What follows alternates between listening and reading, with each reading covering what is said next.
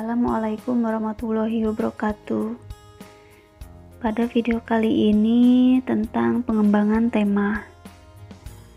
Kurikulum 2013 Pendidikan Anak Usia Dini menggunakan pembelajaran tematik. Penentuan tema sangatlah terbuka, artinya bahwa satuan PAUD dapat menentukan tema yang akan digunakan dalam pembelajaran sesuai dengan minat anak, situasi dan kondisi lingkungan, serta kesiapan guru mengelola kegiatan. Adapun pengertian tema adalah topik yang menjadi payung untuk mengintegrasikan seluruh konsep dan muatan pembelajaran melalui kegiatan main dalam mencapai kompetensi dan tingkat perkembangan yang diharapkan. Tema bukan merupakan tujuan pembelajaran, melainkan sarana untuk mengintegrasikan keseluruhan sikap dalam pengetahuan dan keterampilan yang ingin dibangun. Apa saja manfaat tema? 1. Menyatukan semua program pengembangan. 2. Menghubungkan pengetahuan sebelumnya yang sudah dimiliki dengan pengetahuan yang baru.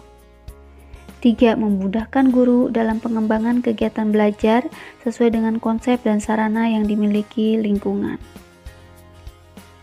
Berikutnya adalah prinsip-prinsip dalam memilih tema. Yang pertama yaitu kedekatan, 2. Kesederhanaan, 3. Kemenarikan, 4. Keinsidentalan. Yang pertama kedekatan. Artinya, tema hendaknya dipilih mulai dari hal-hal yang terdekat dengan kehidupan anak. Dekat di sini dimaksudkan yaitu dapat dekat secara fisik dan juga dekat secara emosi atau minat anak. Contoh tema yang dekat secara fisik dengan anak, misalnya diri sendiri, keluarga, lingkungan rumah, lingkungan sekolah, binatang, tanaman, dan lingkungan alam. Sedangkan dekat secara emosional diantaranya adalah hobi, kemudian film, dan hal-hal lain yang disukai anak.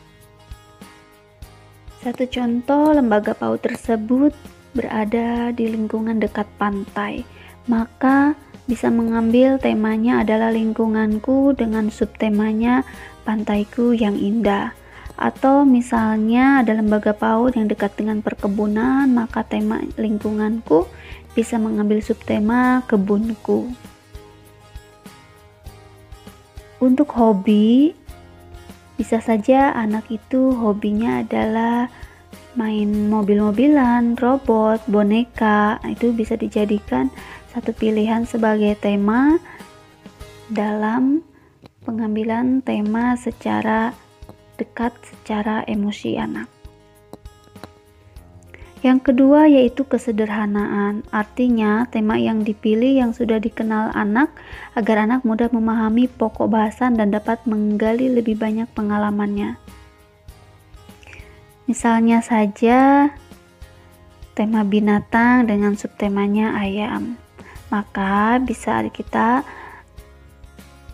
pilih lagi sub-subtemanya, misalnya yang sederhana, jenis-jenis ayam, cara memelihara ayam, hasil dari ayam, makanan olahan dari ayam. Yang ketiga yaitu kemenarikan. Artinya, tema yang dipilih harus menarik bagi anak dan mampu menarik minat belajar anak. Agar dapat memberikan kemenarikan minat belajar anak dan kebermaknaan suatu tema, bisa saja guru membuat rumusan temanya, misalnya matahari sumber kehidupan manusia, atau menanam dan merawat tanaman. Yang keempat, keinsidentalan. Artinya, pemilihan tema tidak selalu yang direncanakan di awal tahun. Dapat juga menyisipkan kejadian luar biasa yang dialami anak.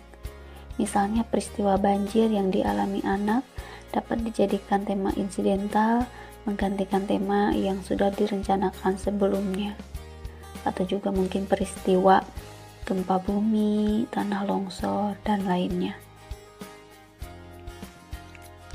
Dalam kurikulum 2013 Pendidikan Anak Usia Dini, tema tidak ditetapkan oleh pemerintah tetapi bersifat fleksibel penetapannya oleh lembaga PAUD yang melibatkan seluruh guru pada saat pemilihan dan penetapannya. Tema bersifat fleksibel sesuai dengan lingkungan, budaya, dan sarana prasarana di sekolah. Lalu, seberapa luaskah tema yang dapat dikembangkan? Luasnya tema tergantung kepada seberapa luas guru dapat memfasilitasi pengembangan tema untuk memberi pengalaman baru pada anak. Guru dapat mengembangkan sebuah tema menjadi sangat luas sesuai dengan kebutuhan. Kemudian, berapa lama waktu yang dibutuhkan? Tentunya tidak ada ketentuan sebuah tema dilaksanakan dalam jangka waktu tertentu. Artinya, bisa saja tema dilaksanakan lama dan juga bisa secara singkat. Tergantung keluasan tema dan minat anak terhadap tema tersebut, juga seberapa luas dan dalam guru dapat mengembangkan tema tersebut. Untuk pengembangan tema, guru harus mempersiapkan 1. Mengumpulkan informasi terkait tema dan subtema ataupun sub-subtema. Menyiapkan bahan-bahan bacaan terkait tema dan subtema. Menyiapkan media dan sumber belajar yang diperlukan dalam kegiatan main yang sesuai dengan tema. 4. Menyiapkan lingkungan main sesuai dengan tema. 5. Menyiapkan kegiatan-kegiatan main sesuai dengan tema, awal, selama, dan puncak tema. Lalu, apakah puncak tema itu perlu? Untuk memberikan kebermaknaan pembahasan tema, pada setiap akhir tema perlu dikukuhkan dengan puncak tema. Kegiatan tersebut dapat dilakukan dengan cara berdiskusi dengan anak tentang pengalaman yang berkaitan dengan tema yang sudah digunakan. Mengajak anak untuk menceritakan kembali hasil karya selama penggunaan tema kepada teman, orang tua, dan atau keluarga. Kunjungan lapangan dalam rangka penguatan kompetensi yang sudah dimiliki anak. Mengundang orang tua untuk kegiatan bersama yang berkaitan dengan tema. Contohnya adalah melibatkan orang tua untuk membuat makanan dengan bahan dari kelapa, misalnya es kelapa, kue klepon, dan lainnya.